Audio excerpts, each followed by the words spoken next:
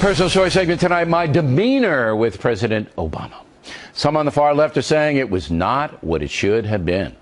And Geraldo picked up the theme on his radio program.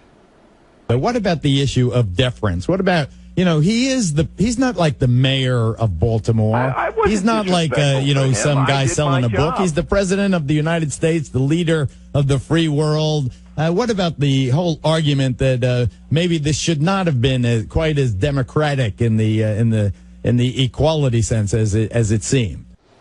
Rivera will be here tomorrow to expound on that. With us now, one of the co-hosts of The Five and former White House spokesperson for Bush the Younger, Dana Perino. All right, demeanor. Did I do anything wrong?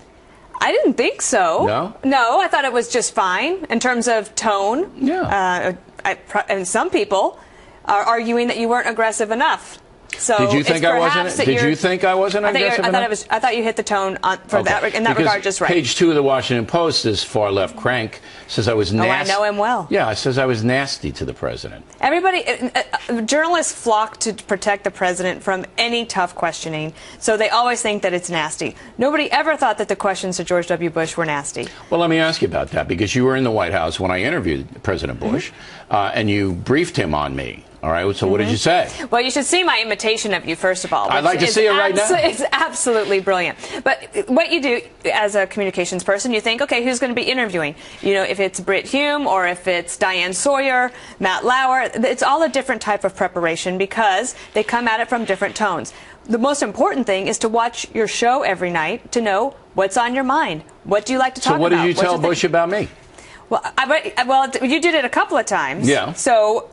Well, I would have watched the show and said, let's say that what did you tell him about me? You were there. What did you tell him? I'm going to say, I said, well, you better be prepared. You might be interrupted because he's going to want to get cover a lot of ground in the amount of time that we've allotted to him. All right. So you said I was a big mouth, and I might interrupt him. A little bit. But what else? I can't remember. Well, I remember this interview very well. Okay, yeah, that was the decision points. That was when President Bush had his book ready. He hadn't done an interview in about 2 years. Right. So that was a very different type of prep. And I said, look, Bill O'Reilly's going to want to talk to you about all the things that people are saying about you now in terms of the failure of the presidency.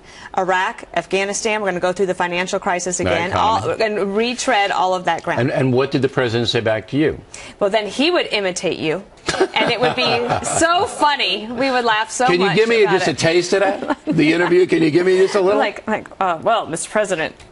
No, I can't. You can't do it. No, I can't. I can do it in private or maybe after a glass of wine, but it's really good. Now, partisans on both sides, and we'll get you the wine after the program. Okay. Partisans on both sides, if you ask a tough question, then you're rude. That's pretty much the game, right? Actually, most presidents, I think, let me just say, my experience with President Bush is that he expected tough questions. Tough questions were basic. That was the meat and potatoes of any interview. Did he call me a name after the interview? No. Did he go, No, he didn't. Okay. No, usually this is what would happen. We would get ready to have the interview, no matter, let's say it was in 2007 when you came to the White House. And on the schedule in the morning, he'd look at it on his glasses and go, oh, Bill O'Reilly's coming in today. Like, yes, sir, remember he's coming in. He's like, why did we agree to do this? Because I have all this stuff's going to happen. And then I said, well, Mr. President, it's the most watched show on cable news. And, Bill O'Reilly hasn't been here in a while. He's got a lot of ground to cover. And then we'd go through all the prep of all the different types of things. And at the end of the interview, as we're walking away and he's wiping off the powder, he'd say, well, that wasn't too bad. All right. But, he's not any different than anyone else when they know that I'm coming anywhere. Oh, why is he coming? That happens everywhere. It happened. I go to the grocery store. It wasn't just you. Believe me, when he had to, no, he didn't have any use for the press. And that. But he didn't have disregard for them. No, I don't think Barack Obama has disregard for them either. I think really? No, I don't. I think both President Bush and Barack Obama have one thing in common. They look at the press as kind of an annoyance. I'll give you the last word. I actually think that President Bush saw them as a tool. And it was a tool that he needed to use to be able to talk to the American people, and that he respected the press's responsibility to get information from the government for the people. All right. President Obama, with technology, doesn't have to do that as much anymore. They can talk directly to the people and not have to talk to the media. Okay, now I'm going to alert the guys and my staff. Would you get a hidden camera, please, and follow Dana around tonight? We're going to give her a lot of wine. I want to get that imitation of me on camera. It's really good. All right, there she is.